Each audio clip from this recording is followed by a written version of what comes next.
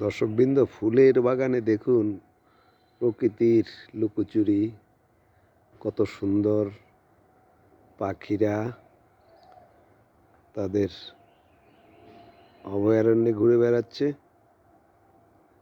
ঘুঘু পাখি, এখানে ঘুঘু, তারপরে দোয়েল, প্রজাপতি।